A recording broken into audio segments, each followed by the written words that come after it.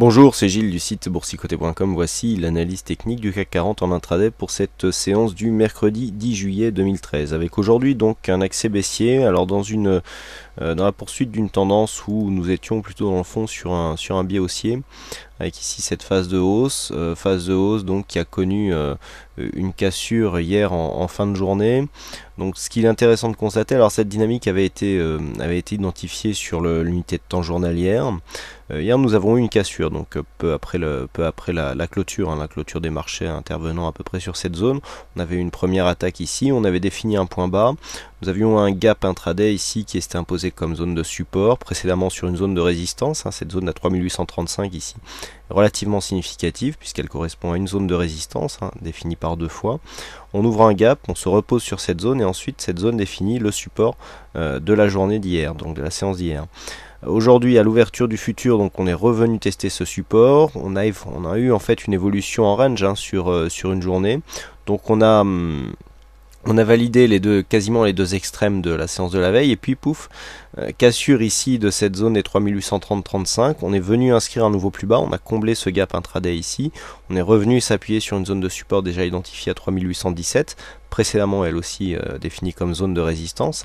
Ensuite il y a eu cassure ici, support, petite attaque et puis finalement on était resté au-dessus de cette zone et on a rebondi pour confirmer cette ancienne zone de support, 3835 qui était donc le support de la séance d'hier, comme une zone de résistance, puisque si on se rapproche ici, ce que nous pouvons voir c'est que suite à la cassure ici, donc ici on a bien un signal d'inversion de flux avec une évolution donc haussière précédemment on l'a vu, horizontale ici zone de range, avec ici orientation du flux, réorientation du flux à la baisse avec une forte attaque ici sur la bolle inférieure, rebond technique. Alors le rebond technique ici ne m'a pas permis d'entrer puisqu'on n'a pas eu de contact avec la moyenne mobile 20 exponentielle.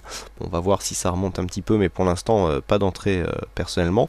Mais le biais ici est clairement orienté à la baisse. Donc tant qu'on va rester ici sous cette moyenne mobile, eh bien il est possible d'avoir une accélération puisque la dynamique ici est en train de se définir, puisqu'on a eu cette cassure de support qui est intervenue hier en post-clôture.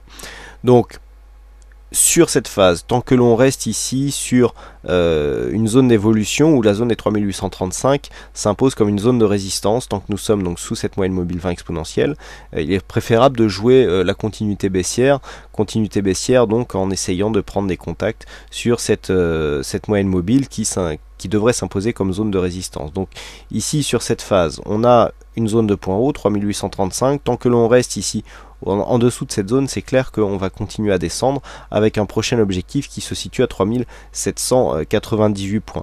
Par rapport à la phase de hausse ici que nous avions précédemment et qui définissait donc la dynamique, nous avons des retracements de Fibonacci qui nous indiquent que cette zone ici, les 3835, était quasiment la zone à 23,6%.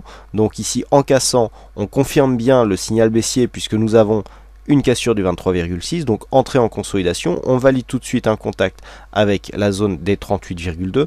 On remonte valider ici ce 23,6 comme une résistance et ensuite on commence à redescendre. Donc là, clairement, sur une cassure de cette zone, nous avons divers objectifs.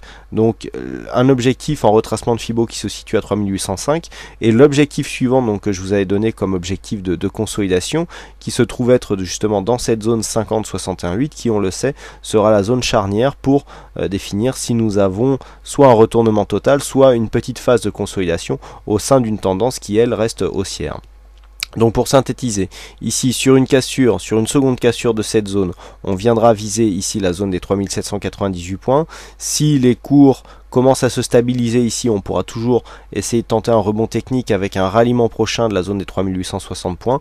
Par contre, sur une cassure ici des 3792, on visera un retracement total dont l'objectif se situe à 3750. Par contre, bien entendu, si on repasse durablement aussi au-dessus de cette zone des 3835, on pourra viser donc un test des 3855 et sur une cassure, eh bien, nous aurions dans ce cas-là, sur une cassure haussière de cette zone des 3855-860, nous aurions une tendance haussière qui serait confirmée puisque nous aurions ici première dynamique haussière, consolidation sur 38,2 et cassure à la hausse qui confirme donc la continuité d'une tendance dans une phase de continuité et surtout d'une manière assez dynamique. Voilà ce que l'on peut dire donc sur cette analyse technique. Alors c'est vrai que je peux pas être plus tranché dans la future orientation du CAC, puisque nous sommes tout simplement au sortir d'une tendance.